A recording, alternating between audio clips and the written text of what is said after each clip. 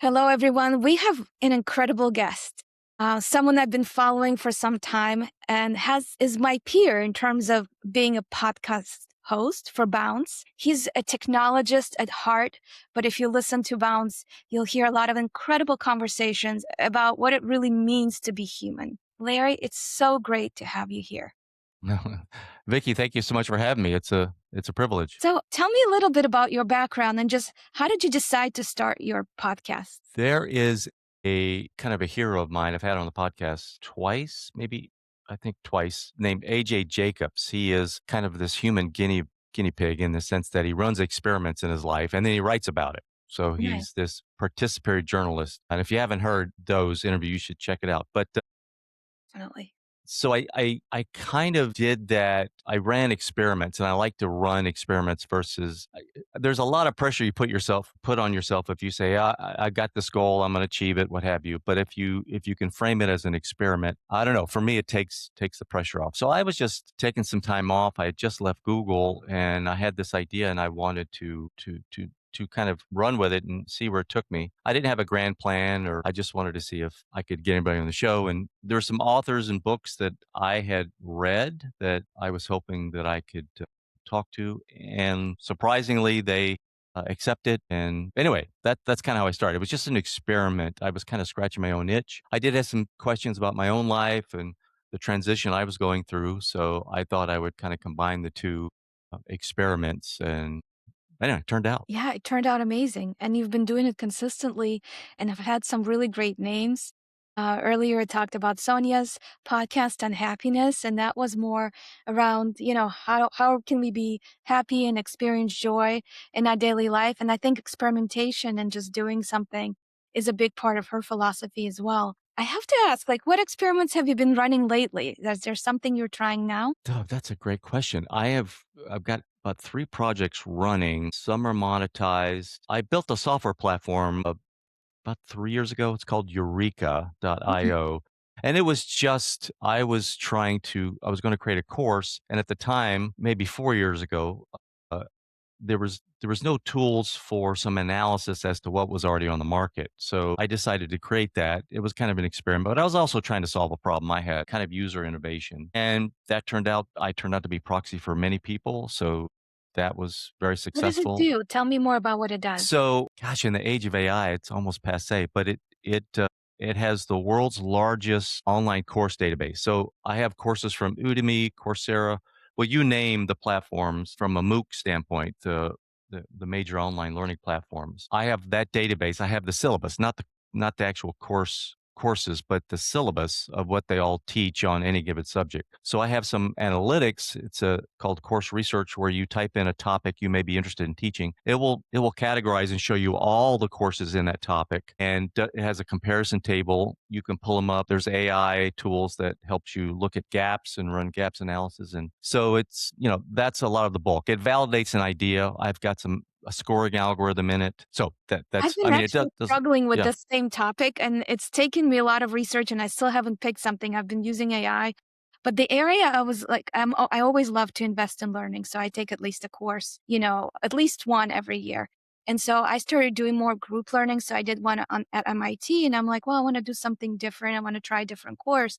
But I've been having trouble finding those courses and the value. Some are super expensive, like at UPenn, you could pay $30,000 for, in-person session. Others are very inexpensive, but then like, how do you measure the value versus the outcome and how it matches where you are, Mhm. at Yeah, this yeah, point in your life and your yeah, learning? yeah. Yeah, so try Eureka. I will. It will certainly from a discover standpoint, and you can click through to the actual course, Okay.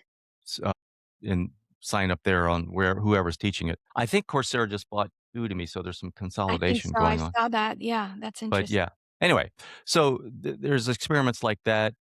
I have some other yeah, so I've got 2 or 3 or 4 projects in the hopper that I'm always kind of moving the football down the field. I'm a creative person as well. And it's like, do you kind of follow your curiosity, I guess, in this sense? Or is it more like you do research and get analytics around it before you kind of pick the one you're going to focus on? This is a great question because I have a problem of overthinking. Mhm. So I follow my curiosity, see where that goes, but I get hung up on the part you just said. I start doing research analytics Yeah. and it doesn't kill the curiosity, but it certainly tamps it down because I lose the magic of, finding out as I go. So I personally have to be careful because I will get distracted on the research side and analytics side. So this is great because and I've been struggling because like I said I'm juggling these projects Sure. and getting bogged down on the research side. So I was watching a movie, I don't remember the name of it, just last week. I wasn't even paying attention. So I had my laptop in my lap and, the TV's just playing this thing. And there was a lady, she said something to the guy in a car. So it was a man and woman in a car. She was about to get out of the car. I have no idea what the conversation was about. But at the end, she said, "You think too much, Charlie. Stay in the moment, enjoy it. And whatever else is going to happen, who knows?" That's what she said. And I stopped what I was doing. I rewound the TV. I heard it again and I wrote it down, but I put my name. I said, "You think too much, Larry. Yeah. Stay in the moment, try to enjoy it. Whatever else happens, who knows?" For some reason, that was tremendously helpful. And now I read it every morning. That's so powerful, right? Point of not doing it. And the other thing I found out is really you're only going to find out research only takes you so far because there's a lot of information in real time you just don't have. And you can never have until you go do the thing.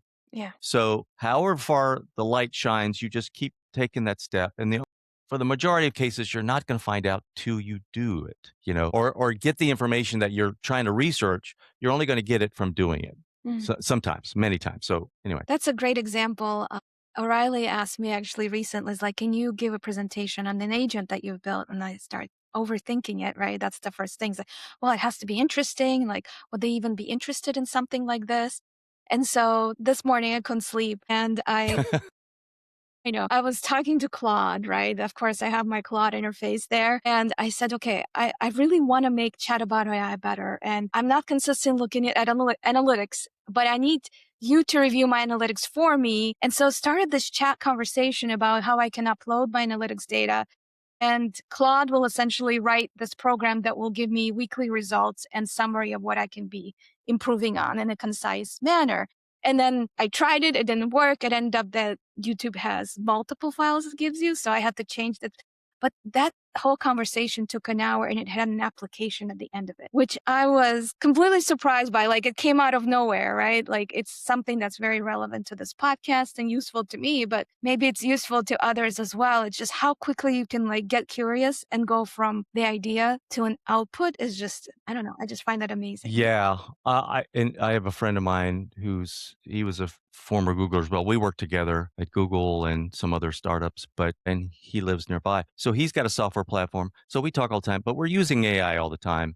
Yeah. He's doing a lot of coding, with it himself that he's supervising. But we have to be careful because we found because of that it's so easy to go from idea to creation that you go down, this rabbit holes of things that okay, I don't need to spin out 20, 20 ideas or 20 applications. You know what I mean? So Right. it's so easy and so compelling that we find ourselves spending probably a little more time than we should versus launching because you can iterate and iterate.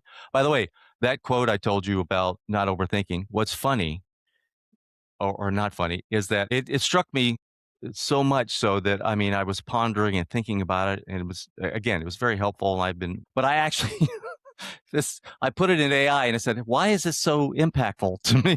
Yeah. So it's like not only am I overthinking a quote, but now I'm, now going down AI rabbit holes with quotes. So it's pretty funny. So what did it say? I'm curious. What was the response? It was actually it was very helpful. It was like because AI at this point knows a lot about me, right? Right. So it kind of laid out this is why it's landing for you because you do have this overthinking, overanalyzing aspect of yourself. So this is kind of stopping you cold and yeah. So the only way so yeah.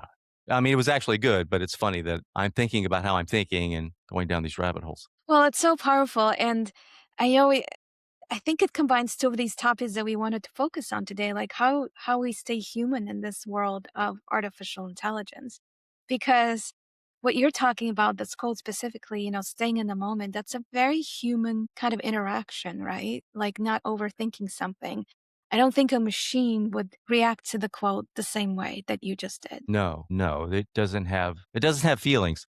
Yeah. Which, as I say that, there are people who I think it has feelings, but it doesn't. And that's just, we're in the uncanny valley. But feelings that and that's a good point. Feelings can help with decision making. It is not, so you have to be careful. They're not reliable, Mhm. but there can be a little bit of signal versus noise in feelings. But you should, if you have a feeling about something or an intuition, or let me give you, so Scott Adams, he's the Dilbert of Dilbert fame, the Yes. Dilbert cartoon. It's been a while since that's been out, but by the way, he just passed away, but he No, wrote it's he had cancer. By the way, if you there's videos on Twitter and X, he was still, when he was dying, he would still do, I think they were coffee talks. He would go on live and talk about his condition. It was compelling. But I don't remember the name of the book, but he was talking about his process. The book was about frameworks, and maybe that was the title, but his process of comedy or writing funny cartoons. So he would write out these lines and these jokes, and he would write many jokes, mhm. and then he would read them. And if as he was reading them or even writing them, if he caught himself maybe smirking or chuckling a little bit, that would be the one he would pick. So he would write all these, comedy lines out. And he said in the book it was a feeling. It was a body sensation. And he said that if he didn't get a body sensation as he was reading this, he wouldn't use the joke. But if he just got this bodily sensation. And I think we can all identify with this. I don't know, let me ask you, but sometimes I'll be going back and forth on AI and looking at some output. Let's say it's some kind of writing, Yeah. and 80% of it is not useful. I mean, it's all perfect and correct or whatever, but it's just, It doesn't hit the what spot. doesn't Yeah, hit the spot. But a line or paragraph or a sentence I'll have a feeling about. Like right. that's it. Now, I don't know what is going on, in my brain, but, the whole I think body's it's you is processing the information, right? It's all your experiences combined with, to your point, the feeling that you might have and just intuition about what has gotten response from other humans in the past and how to relate to them. exactly. So, and it's another good way to use AI. You don't just default, let me take this output, and by the way, I'm talking about just writing in general versus hard sciences, but that can be checked. But if you read something and carefully and see, there's going to be things that you'll have a feeling about, Yeah. and that you should probably drill down on. By the way, I did this in Eureka, that the software. I have this thing called Lesson Architect where it outputs, course ideas and what have you. And I've built into the back end, and you could do this in any chatbot, but you can instruct it to do some kind of markup for any interesting idea, unique idea, given the topic context of all of the ideas in this area. So just have it highlight some. So in other words, you can get an output and just scan for either the bolded or what have you. I did some highlight in blue. There's another way to use AI in a speedy way that, if you have a lot of content, to see if those, unique ideas it's pointing out are worth anything. Anyway, 100%. And I've actually been struggling with it because I work and talk to customers about cloud and AI, and I have to put together presentations. And I've been using, gems and to create these presentations. I just find like 80% of it is just nothing I would use. But there is like 15 to 20, but it takes so many iterations for me to get the value out of that 15 to 20 that I'm just like exhausted by the process yeah, yeah, and just checking for hallucinations like incomplete data or inaccurate data or making assumptions, conclusions that you really shouldn't be doing based on this data. And so all this experience kind of comes into it. And that's where I kind of struggle as well. It's like, to your point, like highlighting the important stuff.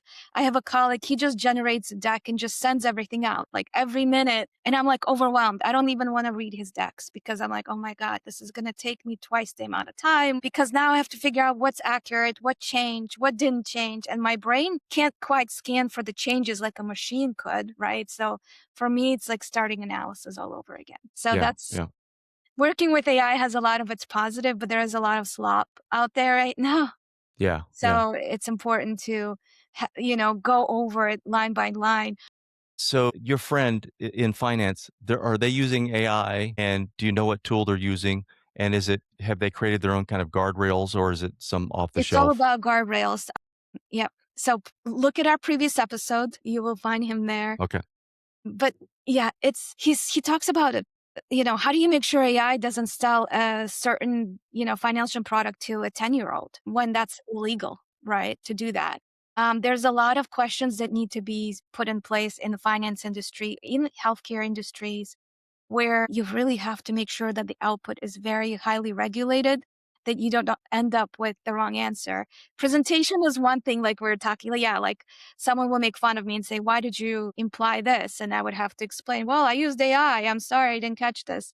But in the case of finance, where the company could be directly responsible for 10-year-old getting a financial product, or someone who shouldn't be investing in A, getting recommendation to invest in A, the company is directly responsible for it, because we're still holding humans and entities. We're not holding AI for its mistakes. I have a friend, Matt Garapi, who is a digital evangelist. He speaks at a lot of conferences, and he had this aversion to the phrase human in the loop, which everybody's using, human in the loop when it comes to AI. And I didn't understand it, but I think his point was, we need to be human first or human forward. And which I agree with. So I thought of a new phrase, human at the helm. Hmm, So to put the human on the hook, well, first of all, put the human where they should be. Look, I'm working with this tool, by the way, which also kind of exposes the myth of, hey, we're replacing people, employees with AI. You're not. It's going to be a person who uses AI. exactly. Okay. So, I mean, there's no robot at a desk. Yeah. Anyway, but human at the helm kind of puts that, makes it explicit that, hey, wait a minute, you are the person responsible for this output. You're using the tool and we need your signature on this. You're on the hook for this being put out either in production if you're a software developer or out into the world if you're, legal or financial or what have you. You're going to be held responsible. I don't care that the AI made the mistake. You didn't check it, what have you. So human at the helm. Anyway, I love that. And I think that's super critical. One of the things about governance that everyone kind of talks about, we can have these judges, right? These orchestrators that check the data, but at the end of the day, we might not be spending the time creating the information as much or building the actual code, but we have to spend so much more time checking the answers and yes. making sure they're correct and feeding the corrected information back into the model. So experience is more crucial than ever before your domain knowledge, your business knowledge, because if AI gives you an output and makes absolutely no sense, someone with no experience, it might look really nice, but it makes absolutely it has no value. If you have experience in a domain, I tell people to try to always come up with a thesis or your own. Let's say you're trying to make a decision about something or you have an idea about something. Come up with what you think the decision should be and or what the thesis should be or what you think the answer is going to be before you ask the question of AI. And just so that, you got the gears going, then you can ask AI. Now you have something to compare it to, right? How close or how far away, what didn't I think through? Just again, it puts that human in the helm. You value yourself and your experience and what you know, and then you check, the AI's output. Go ahead, get the feedback. I also look at it as I used to do the pro cons list. It's very easy, pros on one side, cons on the other. It's a way to be objective about your thinking, right? Because you have to think of a con if you're very pro this idea, or you have to think pro if you're very con it. So it forces you to kind of be more objective, although you're at the end of the day still subjective. So, but I use AI now in that way, right? I'm giving it, here's my reasons, what's the con? Or I'm giving it, here's my cons, what's the pros? So Yeah. it'll Like surface almost like things. having an intellectual kind of argument, or taking the opposite Exactly, side that you exactly. might otherwise. I'll even play AIs off of each other, right? Yeah. I'll take an output, I'll go over here. It's like evals, right? Okay. Shallow Yeah. eval, and say, okay, what do you think of this? Yeah, so interesting. But yeah, I think we got to be careful not to devalue what we know, what we've learned, our creativity, what have you. So human at the helm. Yeah, the gut feeling, is really, really important. And I know there's like system one, system two thinking by Kahneman that everyone talks about, that intuition is not an accurate predictor of the right answer. I think in my life, I found that intuition is a very strong predictor of kind of at least framing the problem. And then I might be wrong or right, but at least it helps me kind of go in a direction and having a hypothesis about the next steps. Yeah, I had this whole discussion about intuition with some folks. We were traveling, but the Kahneman and Gary Klein. I had Gary on the show, Yeah. who's very famous in decision theory. But they kind of debated a little bit on the intuition side. You do have to be careful. Feelings are not Have to. necessarily reality, Yeah. right? Because we are at the end of the day, we are brains in a dark room, and the only way we understand the world is forming predictions and models in our head because we're all biased. So feelings at the end of the day aren't shouldn't be the final arbiter, but you should pay attention to them, right? Yeah. To your point, they can surface things, and it's just another way to look at the signal on the dashboard and go, okay, is everything okay? What's this about, and investigate it. Pros and cons, like you were saying, objective, additional research in Yeah, terms. you get that first signal or intuition, to your point. There's a great story, but yeah, by the way, intuition, feelings, at least my understanding, based on what Gary's telling me, is way less reliable the further away you get from your expertise or your domain. Hmm, sense. And intuition is more reliable, or I should say, you should pay attention to it more when it comes to fast kind of decision making situations. Let's say a firefighter going through a building. Okay, you got to react fast, pay attention to what's going on because your intuition's kicking in faster than your conscious thought. Pay attention to your feelings, but it's not the final arbiter here, or shouldn't be. Going back to your guests and all the amazing interviews you've done, you've learned so much. What are some of the things that kind of stand out to you that you've implemented in your own life? Lisa Feldman Barrett. She talks about constructed emotion, how emotions are constructed. And I've had Ian McGilchrist on, who has these seminal books on left, right hemisphere of the brain. And it's, to me, what I've benefited from greatly is just what I'm going to call insight. Just knowledge of how the brain and mind works has helped me navigate difficult situations because, it's kind of like driving a car. Yeah. When you're driving a car, and by the way, I don't mean to make this mechanical, but I'm going to start at that. We're wetware, but when you're driving a car and you hear sounds, you don't know what they are. You're like, what? The car's not performing well, but you don't know what's going on.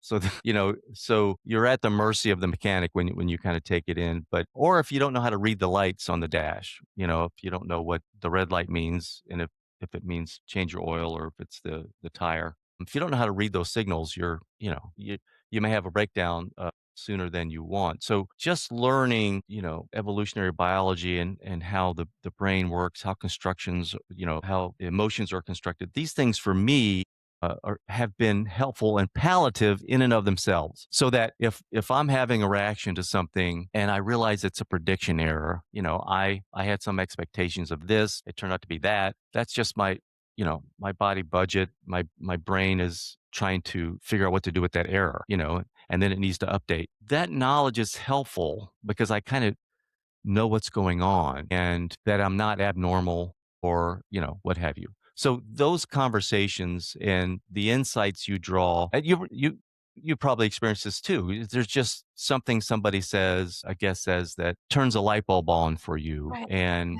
Exactly. you can always refer to it. So those conversations and then you over a long period of time you kind of stitch together these general themes. It's very helpful. I'm creating we talked about a course. I'm working on a course called the Mind Mood Masterclass right now. It's based on the podcast interviews. Wow. It's hard work because I'm trying to synthesize, the best of these interviews or what I think is going to be the most helpful. So, so it's not easy in that sense, but it's helpful for me to kind of look back on these conversations, even if I don't get this published. It's been helpful to kind of see the threads in the conversations and develop a framework from it. So when is your course going to be available? Because I'd like to sign up. I have no idea. I'm juggling these projects. I'm trying to, enjoy the process instead of force myself Yeah, to hit a deadline and not be over analytical about it. that's great. Just to enjoy it. That's really really powerful. And I know you mentioned Eureka is the platform, I believe, where you can find the courses. Is that where you publish your course? Like I can find your courses there as well? No, no, I haven't published this yet. I'm just in the process of creation. But yes, Eureka lets you also publish a course. Your question, the other thing I was going to say from a standpoint of the podcast and what I've learned is that resilience, because a lot of my conversations would always be about challenge and dealing with that. Resilience is something we all have because we all tend to return to baseline over time. So if you have a setback, we get through them. I mean, we're still Yeah. here. Important to remember that. It's important, but we forget. Yeah, every time there's a setback, we tend to go, "I'm never gonna get over this," or, how do I recover?" But we always do. We always do. Now, there are outliers of people, I'm sure, who have totally collapsed under the weight of whatever the setback is, but that's an outlier. Most of us now, it's just a matter of time. How long is it gonna take to get from the setback and the valley to back to homeostasis or back to normal? That varies. And that is where, this some of these cognitive modalities and meditation and practices help you to reduce that time down in the valley. Yeah. But even if you did none of that, we're all resilient. We're going to get through it. So there's people listening to you that are just laid off. If they feel like it's the end of the world, that's a normal feeling, but it's not. You're going to be okay. Just doesn't feel like it right now. So that's helpful to know that we were learning to walk, we were falling down and stumbling and, learning to talk and, getting rejected in, elementary school or not Right. having friends like us. We've gotten through things our whole lives and bad things, very, very bad things. And we'll get through the next thing. That's just helpful to remember because we will forget. We treat each setback as this is it. It's all pervasive, but it's not. That's my TED talk. Sorry. I love it because I think it goes back to the quote you started with this podcast, and that's, stop overthinking, Larry, right? We are going to get past this, and to your point around layoffs and a lot of things, people are saying you're getting laid off because AI is taking over your job. There's so much fear. I'm talking to a lot of people that are just afraid of AI right now. Young people, they're saying, why is this happening to me? Like, it's impacting my generation. All this AI, like, I don't know what to do. And I always take them back to like the basics. This is an incredible opportunity, right? To learn, to do more. But I think it's all about how you view the world, right? If you kind of step back and you're fearful of it, it's very hard for you to kind of recover to that baseline that you're talking about. Yeah, what age cohort would you say that is? Is that It's 20s, younger 30s? people, like late 20s, early 30s. Yeah, yeah, that's what I'm seeing too. Okay. Are they creative or is it just across the board that you're Just, seeing? I speak to mostly people like in business and technology areas just because that's kind of where I Okay, okay. seem to meet people, but, it's like family friends, right? Like, it's cousin of a cousin's son that's just, like, trying to figure out what to do, and, I think it's just I hear it, and it makes me sad. It makes me sad because, to your point, I want them to be more resilient, so what I usually say, like, "Take a course on AI. Why don't you like fitness, why don't you put together a little agent that does your fitness routine and tells you how to structure your day around that?" Yeah, Just play yeah. around with it, but, like, don't be afraid. Like, the worst thing that you can do is just be afraid of this new thing that's coming because it's gonna come for you anyways. So, it's coming. You can be afraid or you can kind of run into it and join the I wouldn't say it's coming for you. Not really, but that's what they're feeling at the end of the I'm seeing that too, and I want them to think of it's not the rise of the machines, it's rise with the machines. So Yes, it's not coming for you, it's here for you if you wanna use it. And I do look, skepticism, especially in the political and the era that we're living in, where maybe some of the leadership in some of these technology areas we may not agree with. I get the skepticism or worry. Fear is that's interesting. And by the way, I not only am I hearing that, I'm hearing they're just against it. yeah, It's not so much afraid, it's just this rebellion. and they hope the government will come and save them and put all these laws. I'd like to say to them, and I wrote this whole article about it, but I'd like to say to them that, okay, if you wanna inform, the conversation Yeah, around AI and have a point of view, learn it first, right. use it. By the way, if you wanna do something to make sure it's governed, AI can help you do that. So you're just hurting yourself if you're opting out, I think. This is a huge transfer of cognitive wealth. You've got this thinking machine that you can use for your causes and what you want to achieve. By the way, I'm surprised. I think Sonia said this on the podcast that even from an emotional standpoint, that these AIs are helping some people Yeah. from a therapy standpoint. I'm reading things now where, because what you hear is the bad, you hear suicides and what have you, but uh, how many more people are being helped or AI is preventing them from committing suicide?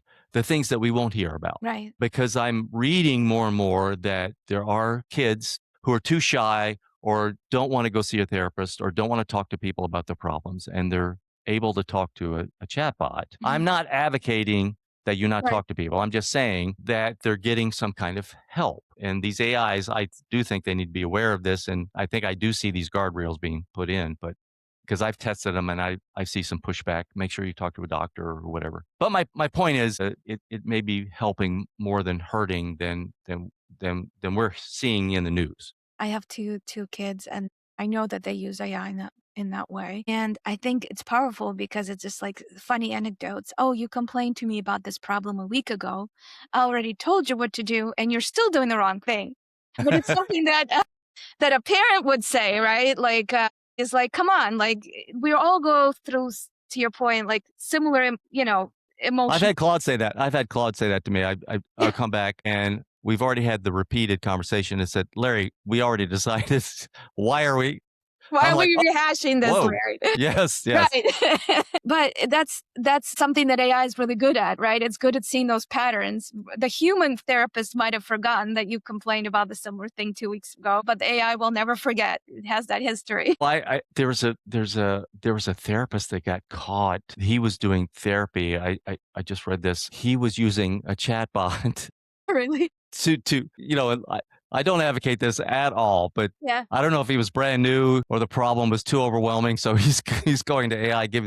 By the way, let me just say this because we're leaning heavy into AI and your podcast is about AI, but I would say that I don't know where this is going or where it will land, and I don't want to offer up a dystopian view. I will just, you think of the Wall-E movie, people in hover wheelchairs, they're just Yeah. fat blobs that don't do anything because they're outsourcing everything. I do think, but this has been true for any technology or any machinery, that I think this is a great opportunity to contrast the AI versus your humanity and lean into I'm hoping that the contrast in this digital intelligence and our real world human intelligence will elevate the human experience. Now we can compare. And if people are afraid of AI, well, use this opportunity to embrace and appreciate who you are as a human and the wetware of your brain, everything that you can do, Right. because you're still far superior than these AIs. I just read, I thought it was fantastic, where it talked about leaning into sensation Mm. to enjoy your life. Part of that is becoming more aware, mindful of the sensations that you have. Taste, touch, smell, these things we get used to, habituation. So my wife just bought a new car. Yeah. And when we get in it, it has the new car smell, Mm. the leather, we're stroking the steering wheel. It's like, man, this is cool, right? That sensation that we're enjoying is making us, we have a micro moment of happiness, a warm bath, just that feeling, or a cool shower, or jump in a pool when it's a hot day. Just leaning into those sensations elevates that we are human, and it also elevates our happiness.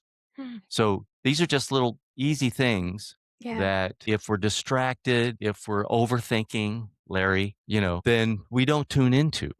Mm. Anyway, Well, I agree with you 100%. One of the things I love about summertime is the amount of fruit that's available. And I love sugar. blueberries, So, blueberries, right? watermelon. Yeah. Plums, watermelon. And there's something to that, or peaches. And I'm in Georgia. So, Georgia peaches are pretty incredible. So it's just enjoyable. So I think I love that we're kind of coming to an end and we're coming with something so human, right? As just feeling joy in the sensation of life, because that's something that will always differentiate us from the machines. And Yes. that's really what's gonna empower us, I think, to thrive in the future. Yes. We are feeling creatures that think. Mhm. And when we overthink, we kind of detach a bit from, the feeling aspect. Thinking is a wonderful thing, obviously, Yeah. right?